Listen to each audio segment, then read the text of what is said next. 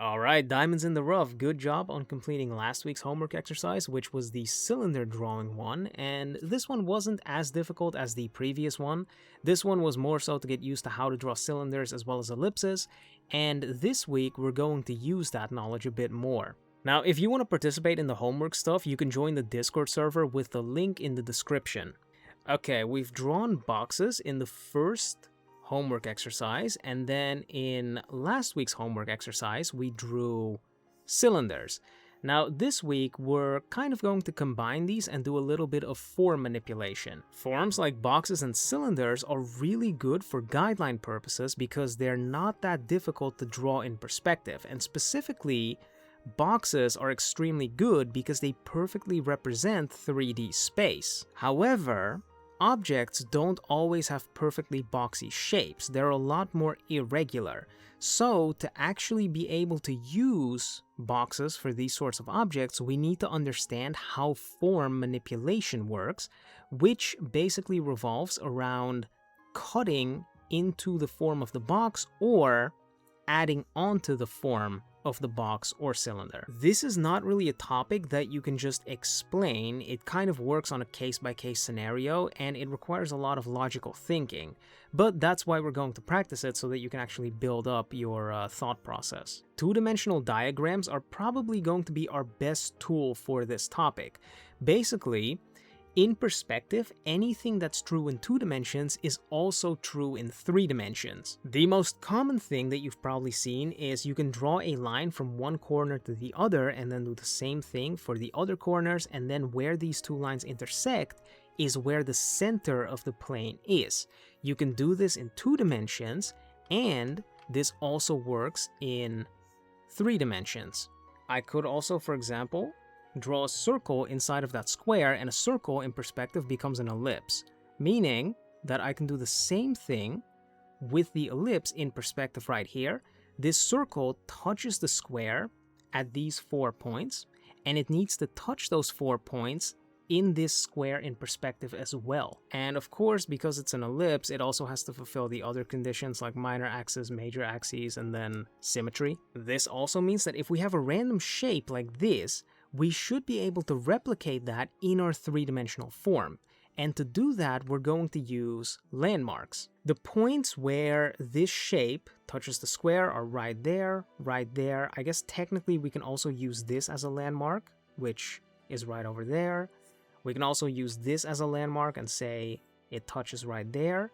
And then if we draw a line down like this, we can see that it curves slightly backwards. Now all we have to do is replicate where these landmarks are in our 3-dimensional form, and that should help us place the actual shape.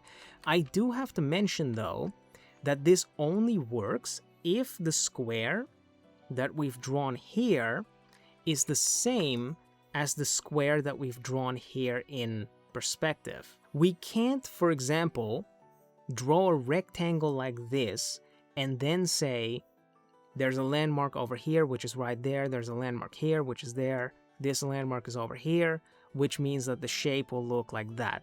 That doesn't work because this rectangle and this square are not the same form. So that's kind of where your drawing intuition has to come into play. You have to be able to draw a square perfectly in perspective, and that comes with practice. And it doesn't have to be just a square. You know, if our 2-dimensional shape is something weird like this, we have to be able to draw this in perspective as well, and then whatever we do with the 2-dimensional thing, we can replicate that in 3 dimensions. So the halfway point of that top plane is right here. We can see that both of those landmarks are slightly behind it. I know the halfway point is right there, so one landmark's going to be over there, the other one's probably going to be over there. Halfway mark of the box is right around there, I want to say, which is over here, so landmark slightly below it, and then the other one is way down here. Then we draw this line and we draw this line. So now we have that cross replicated in perspective, and then now we just need to draw our form, which I'm going to eyeball. You could, of course, choose a bunch more landmarks, like for example, you can have a landmark right here, which is aligned with that, which would of course align there. You can place a landmark, let's say over here. So if you extend the line up like that, it touches there, which means that would be somewhere over there. So there's a bunch of different ways to triangulate it, but I think this should be good enough to just guess. And then once we have this, we could, of course, mirror this to the other side and make it look more three-dimensional. That's the idea behind form manipulation, and you need to get really good at that if you want to draw anything in 3 dimensions. And this doesn't apply to just boxes, it works for cylinders as well. So if we have a 2D diagram of a cylinder, which is a rectangle, whatever we do to that diagram, we can do to our 3-dimensional cylinder as well.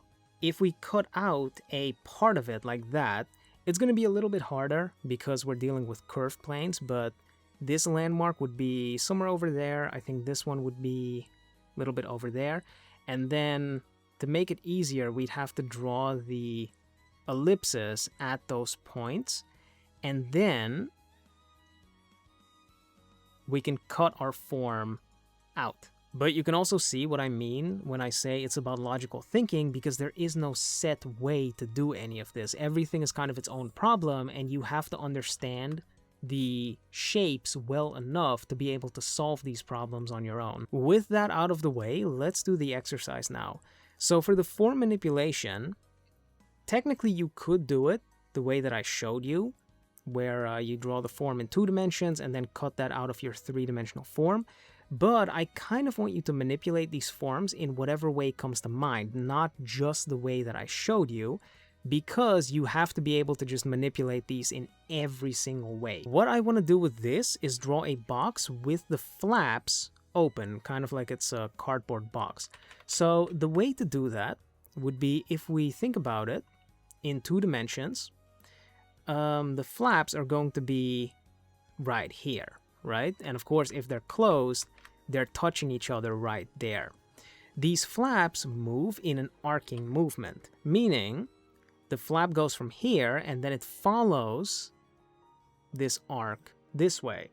If we continue this, we get a circle, which would be an ellipse in perspective. In 3 dimensions, the center of our ellipse is going to be at this corner.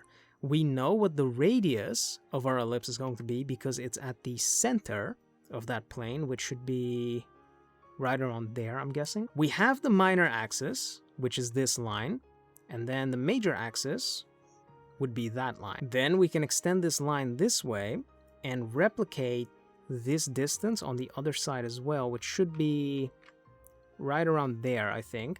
And that gives us the diameter of the circle. Then we have to draw the actual ellipse, and this is pretty difficult. You don't have to perfectly stick to your measurements, just make sure that the ellipse looks good. And if you want to draw 2 flaps, you can of course do the same thing on the other side.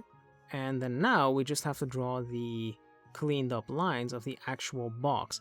And if you're wondering how this line needs to be angled, it's similar to this line, and there is actually a vanishing point logic for how these two need to converge. It is a little bit complicated to explain, but essentially, the vanishing point that these 2 lines converge to is going to be somewhere over here, right?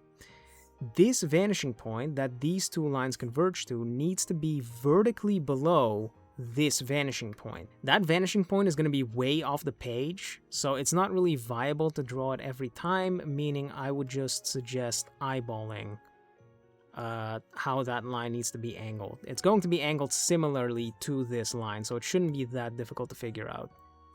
Then for the other one, we can do a similar thing.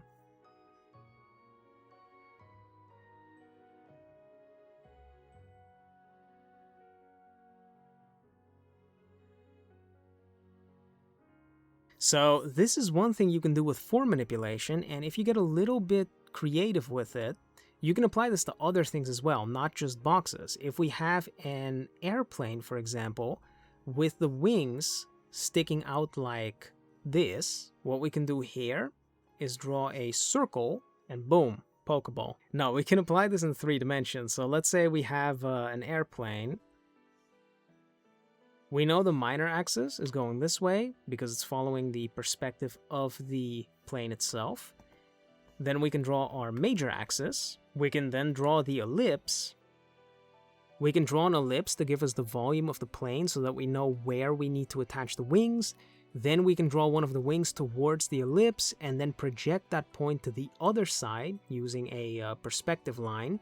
And then we know exactly where the other wing needs to be, and that gives us 2 symmetrical wings. Now I have another idea in mind. So for this, I would need a box that we're seeing from below. And kind of what I want to do with this is draw a ball that sits inside of the box. It's kind of intersecting with it. This is basically my idea. So we have our box, and then there's a circle right here. It's halfway inside of that box, which would be right around there. Now the shape that we get right here is going to be an ellipse, right? Because if you take a ball and you cut it in half, you get an elliptical shape. So the first thing we need to do is draw an ellipse in the center of this plane. The way we can do that is by first finding the center, which would be right there. We have the minor axis, which is just the vertical line. We have the major axis, which is a horizontal line. Then from here we can decide how big we want our ellipse to be. And that's basically it. One thing we have to do now is draw the dome on this side, and then we have our intersection. Now let's try another thing. I have an idea of doing something with a cylinder. So let me just draw the cylinder first. Of course, think about where the minor axis of that cylinder is going to be. That's actually going to be kind of important for this particular form. Now, the idea that I have is to draw a cylinder like this, and then I want to have a box that sits inside of that cylinder like this. So for this, I'm going to have to carve a box shape out of the side of that ellipse so that I can actually draw the box sticking out of it. And to get this shape, I need to figure out what the volume in that area looks like, which I can do by drawing ellipses like this. So if I want to do that properly, I'd have to actually mark where the major axes are, and then I can draw the ellipses. Now I can actually just draw the box inside of these ellipses. So we have touches right here. I can project this down, which gives me those points there.